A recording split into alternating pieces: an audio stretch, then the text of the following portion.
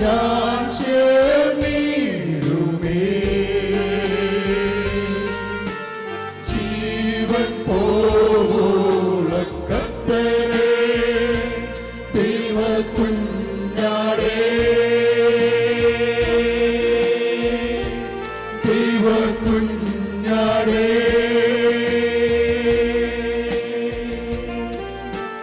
എല്ലാ നാവും വാഴ്ത്തുന്നു, ദൂതസംഘം പാടുന്നു, യേശു മാത്രം യോഗ്യനാ, ഇന്നും സ്വർഗ്ഗേ വാഴുന്നു.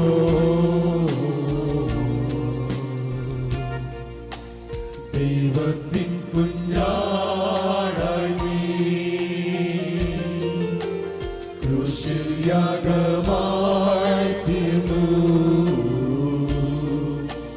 പാഞ്ഞൊഴുകും രക്തത്തിൽ മുങ്ങി ഞാൻ ശുദ്ധനായി തീർന്നു.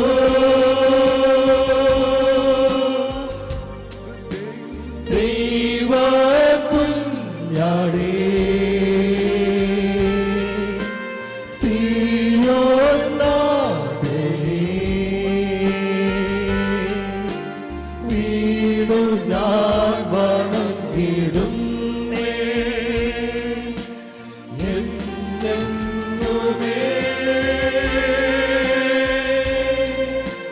നിന്നോടും പ്രിയാ,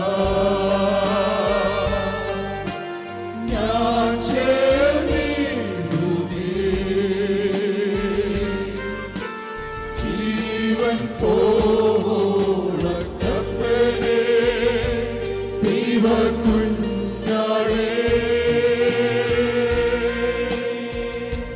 ദൈവകുഞ്ഞാടേ.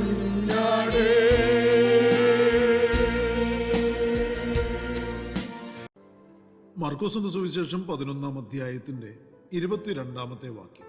യേശു അവരോട് ഉത്തരം പറഞ്ഞത്, ദൈവത്തിൽ വിശ്വാസമുള്ളവരായിരിപ്പീൻ.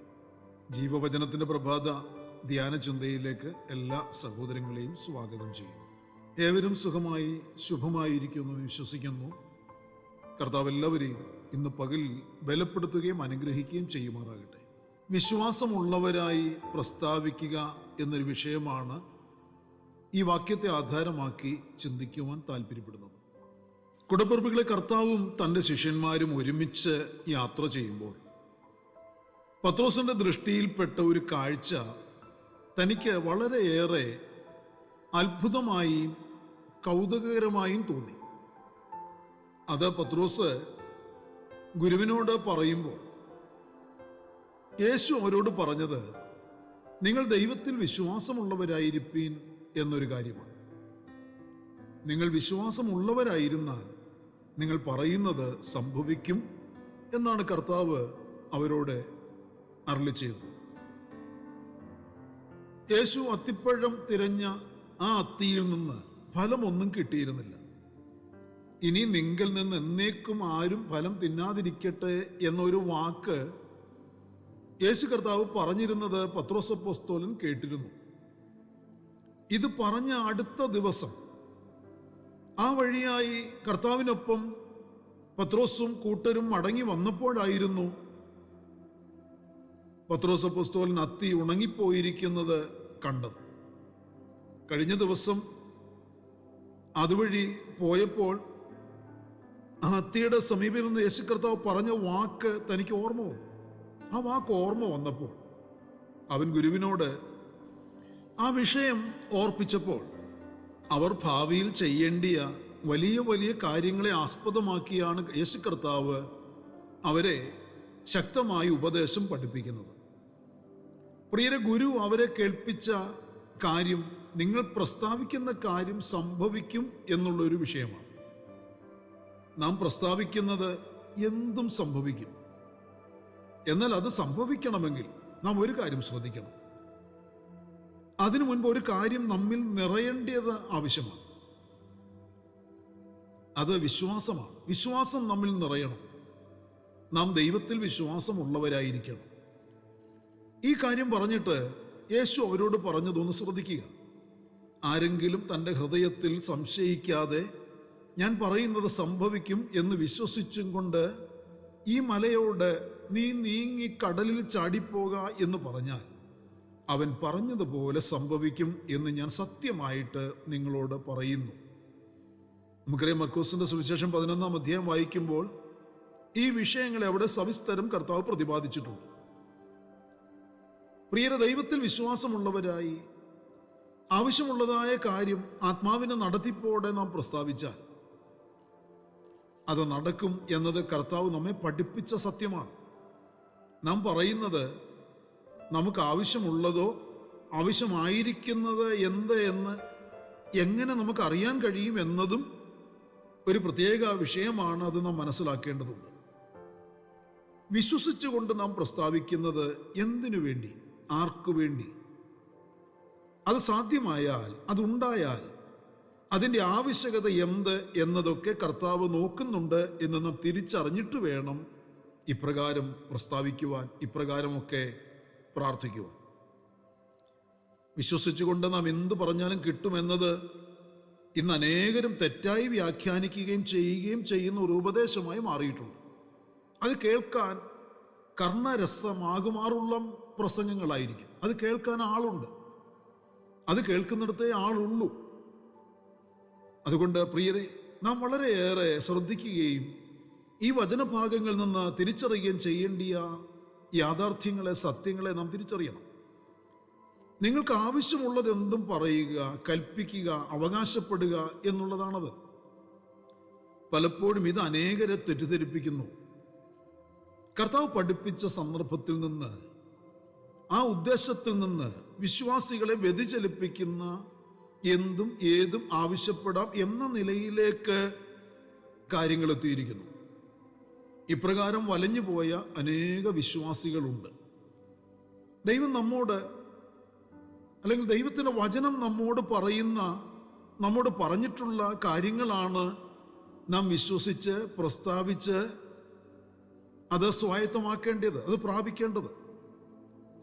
ദൈവഹിതത്തിന് അനുസൃതമായിട്ടാണ് നാം പ്രാർത്ഥിക്കേണ്ടതും പ്രവർത്തിക്കേണ്ടതും. കർത്താവ് കൽപ്പിച്ചത് മാത്രമേ നാം പ്രസ്താവിക്കുവാൻ ഇടയാകാവൂ. നാം ഇതിനോടകം പ്രസ്താവിച്ചിട്ടുള്ള, ഇതിനോടകം കൽപ്പിച്ചിട്ടുള്ള, ഇതിനോടകം നാം ആവശ്യപ്പെട്ടിട്ടുള്ള, പ്രാർത്ഥിച്ചിട്ടുള്ള കാര്യങ്ങൾ, കൂടപ്പിറപ്പുകളെ കർത്താവ് പ്രസ്താവിച്ചിട്ടുള്ള, കർത്താവ് പറഞ്ഞിട്ടുള്ള, കർത്താവ് പഠിപ്പിച്ചിട്ടുള്ള വിഷയങ്ങളോടുള്ള ബന്ധത്തിലാണോ, നമുക്ക് ആവശ്യമായിരിക്കുന്നതാണോ, അല്ലെങ്കിൽ ദൈവഹിതത്തിന് അനുസൃതമായ കാര്യങ്ങളാണോ എന്ന് നാം തിരുവചന പഠനത്തിൽ കൂടി വ്യക്തമായി തിരിച്ചറിയണം. ദൈവവചനം അനുശാസിക്കുന്നത് നാം ആഗ്രഹിക്കുവാനും കൽപ്പിക്കുവാനും പാടുള്ളൂ. അപ്പോൾ തന്നെ കർത്താവിനോട് നാം കൽപ്പിക്കുവാൻ നിൽക്കുന്നവരായി തീരരുത്. കർത്താവ് ആരുടെയും ആജ്ഞാനുവർത്തിയല്ല. നമ്മുടെ വാഴ്ചപ്പെട്ട കർത്താവ് ആരുടെയും കൂലിക്കാരനല്ല. ആരോടാണ് പ്രാർത്ഥിക്കുന്നത്, എങ്ങനെയാണ് പ്രാർത്ഥിക്കേണ്ടത്, എങ്ങനെയാണ് കൽപ്പിക്കേണ്ടത്, ആരോടാണ് കൽപ്പിക്കേണ്ടത് എന്നതൊക്കെ പ്രിയരെ ദൈവസഭ മുഖാന്തരം, ദൈവവചനം മുഖാന്തരം നാം പഠിക്കുന്ന, അല്ലെങ്കിൽ പഠിച്ചിരിക്കുന്ന വിശ്വാസികളായിരിക്കണം. അല്ലെങ്കിൽ പഠിക്കുവാൻ, ഇതറിയാൻ, ഇത് പഠിക്കാൻ നമുക്കൊരു താല്പര്യമുണ്ടാകണം, അതിനൊരു ശ്രമമുണ്ടാകണം. നാം പലപ്പോഴും തെറ്റായി ഉപയോഗിക്കുന്ന അനേക വചനത്തിൻ്റെ ഭാഗങ്ങളുണ്ട്. വചനത്തിൻ്റെ യഥാർത്ഥ സന്ദർഭത്തിൽ നിന്നും അതിനെയൊക്കെ അടർത്തി മാറ്റി വ്യക്തി താല്പര്യങ്ങൾക്ക് വേണ്ടി, സ്ഥാപിത താല്പര്യങ്ങൾക്ക് വേണ്ടിയൊക്കെ ഉപയോഗിക്കുന്ന അനേക വാക്യങ്ങൾ. വരുവാനുള്ളതിനെക്കുറിച്ച് എന്നോട് ചോദിപ്പീൻ, എൻ്റെ കൈകളുടെ പ്രവൃത്തിയെക്കുറിച്ച് എന്നോട് കൽപ്പിപ്പീൻ എന്ന് യെശയ്യാവിൻ്റെ പുസ്തകത്തിൽ നിന്ന് നമുക്ക് വായിക്കുവാൻ കഴിയുന്നുണ്ട്. ഇത് വായിച്ച് കേൾപ്പിച്ചിട്ട് ഇതിൻ്റെ സന്ദർഭമോ അർത്ഥതലങ്ങളോ മനസ്സിലാക്കാതെ, പഠിക്കാതെ ദൈവത്തോട് നിങ്ങൾ കൽപ്പിച്ചാൽ മതി, ദൈവം അത് നിങ്ങൾക്ക് വേണ്ടി ചെയ്യും എന്നൊക്കെ പറയുന്നവരുണ്ട്, പ്രസംഗിക്കുന്നവരുണ്ട്. എന്നാൽ ഈ വചനം അർത്ഥമാക്കുന്നത് നാം കരുതുന്നത് പോലെയുള്ള കാര്യമേ അല്ല എന്നുള്ളതാണ് സത്യം. ഇതിൻ്റെ എബ്രായ ഭാഷയിലെ വ്യാഖ്യാനം എന്നത് എൻ്റെ കൈകളുടെ പ്രവൃത്തിയെക്കുറിച്ച് നിങ്ങൾ എന്നോട് കൽപ്പിക്കുന്നുവോ എന്നുള്ളതാണ്. സൃഷ്ടിതാവിനോട് എനിക്ക് ആവശ്യമുള്ളത് ചെയ്യാൻ കൽപ്പിക്കുന്ന സൃഷ്ടി എന്നത് എത്ര ശോചനീയമായ അവസ്ഥയാണ് എന്ന് തിരിച്ചറിയുക. നാം ദൈവത്തോട് കൽപ്പിക്കുന്നത് ദൈവം ഇഷ്ടപ്പെടുന്നുവോ? എന്നാൽ പ്രിയ മക്കൾ പറയുന്നത് ശ്രദ്ധിച്ചു കേട്ട് പ്രാർത്ഥിക്കുന്ന ഒരു പിതാവിനെ കുറിച്ച് തിരുവചനം നമ്മെ പഠിപ്പിക്കുന്നുണ്ട് എന്ന് നാം തിരിച്ചറിയുക. കൂടപ്പുറപ്പുകളെ, പ്രിയമക്കളുടെ വാക്കുകൾക്ക് ദൈവം വില കൽപ്പിക്കുന്നുണ്ട്. പ്രിയമക്കൾ പിതാവിന്റെ ഹിതമേ പ്രസ്താവിക്കുകയുള്ളൂ. അവരെന്തൊക്കെ ആവശ്യപ്പെടണം, എങ്ങനെയൊക്കെ ആവശ്യപ്പെടണം, അവർക്ക് എന്തൊക്കെ ആവശ്യമായിരിക്കുന്നത് എന്നൊക്കെ ആ സ്നേഹവാനായ പിതാവ്, ആ ഇന്നും പ്രവർത്തിച്ചുകൊണ്ടിരിക്കുന്നൊരു പിതാവ്, അത് ദൈവവചനത്തിൽ കൂടി ദൈവസഭ മുഖാന്തരം വ്യക്തമായി ദൈവജനത്തെ കേൾപ്പിക്കുന്നുണ്ട്, പഠിപ്പിക്കുന്നുണ്ട്. ആകയാൽ പ്രിയമക്കൾ പിതാവിൻ്റെ ഹിതം അറിഞ്ഞ് ആ ഹിതപ്രകാരമുള്ള കാര്യങ്ങളെ പ്രസ്താവിക്കുകയുള്ളൂ. നാം പ്രസ്താവിക്കുന്നത് എന്തോ അത് നാം ആദ്യമേ ദൈവവചനത്തിൽ നിന്ന്, ദൈവത്തിൽ നിന്ന് കേട്ടിരിക്കണം. നാം അത് പ്രസ്താവിക്കുന്നതിന് മുൻപേ അത് എന്തിനു വേണ്ടിയെന്ന് നാം മനസ്സിലാക്കിയിരിക്കണം. ദൈവഹിതത്തിനനുസരിച്ചുള്ള നമ്മുടെ ഏത് ആവശ്യങ്ങളും പ്രിയരെ ദൈവത്തോട് നമുക്ക് പറയാം. നമ്മുടെ ദൈവത്തോടെ, നമ്മുടെ പിതാവിനോട് നമ്മുടെ ആവശ്യങ്ങൾ സ്തോത്രത്തോടെ നമുക്ക് ബോധിപ്പിക്കാൻ അവകാശമുണ്ട്, അനുവാദമുണ്ട്. എന്നാൽ നമ്മുടെ മുൻപിലുള്ള പ്രശ്നങ്ങളോട്, അന്ധകാര ശക്തികളോട് നാം പറയുകയല്ല അവിടെ ചെയ്യേണ്ടത്, യാചിക്കുകയല്ല ചെയ്യേണ്ടത്.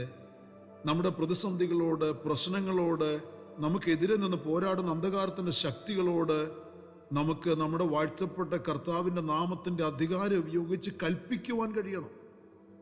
വചനാനുസൃതമായ ഒരു ആത്മീയ ജീവിതം അപ്രകാരം നയിച്ച് ദൈവവചനത്തിൻ്റെ സകല അനുഗ്രഹങ്ങളും അനുഭവിച്ച് ആത്മാവിനാലുള്ള സകല നടത്തിപ്പുകളും അനുഭവിച്ച് പ്രിയരെ തികഞ്ഞവരായി തീരാൻ താല്പര്യപ്പെടുക, അതിനുവേണ്ടി ശ്രമിക്കുക. പ്രാർത്ഥനയ്ക്കായി നമ്മുടെ കണ്ണുകളെ അടയ്ക്കാം.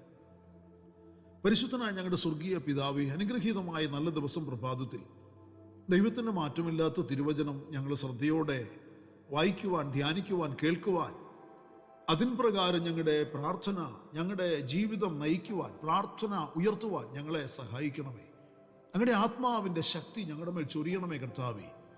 ഞങ്ങളുടെ ദൈവത്തോട്, ദൈവത്തിൻ്റെ ഹിതപ്രകാരമുള്ള കാര്യങ്ങൾ എന്തൊക്കെയെന്ന് തിരിച്ചറിഞ്ഞ് ഞങ്ങൾ ഭൂമിയുടെ പരപ്പിൽ അനുഭവിക്കേണ്ടതിൻ്റെ ആ കാര്യങ്ങൾ, ഞങ്ങൾ അനുഭവിക്കുവാനുള്ള ഞങ്ങളുടെ അവകാശങ്ങൾ അതെന്തൊക്കെയാണ് തിരിച്ചറിഞ്ഞ് അതൊക്കെ കർത്താവിൻ്റെ നാമത്തിൽ വിശ്വാസത്തോടെ പ്രസ്താവിക്കുവാൻ ഞങ്ങളെ സഹായിക്കണം. അതിൻ്റെ വെളിച്ചത്തിൽ ഞങ്ങൾക്കത് പ്രാപിച്ച് അനുഭവിക്കുവാൻ ഇടയാക്കണം.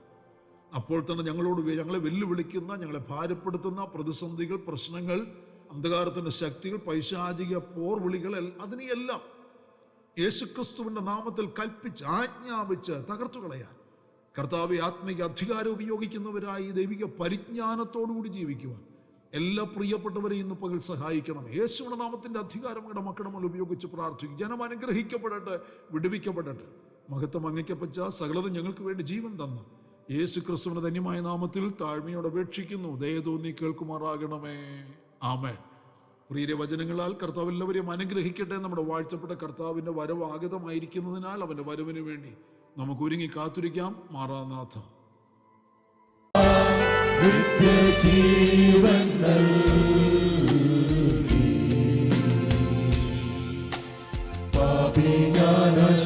പാപിജ്ഞാനശരണൻ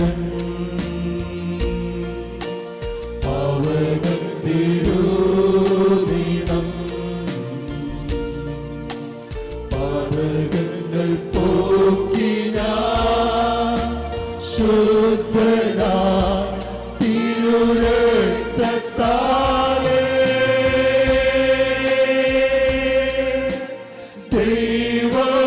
ദൈവകുഞ്ഞാടേ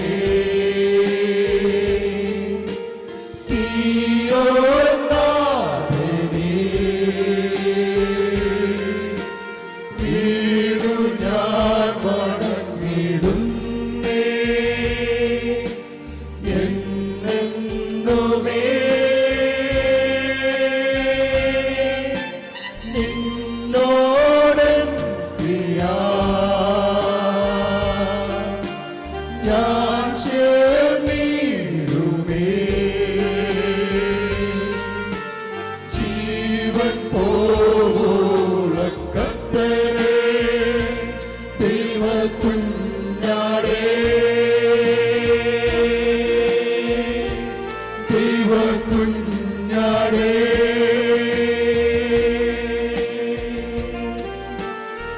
എല്ലാ നാവും വാഴ്ത്തുന്നു.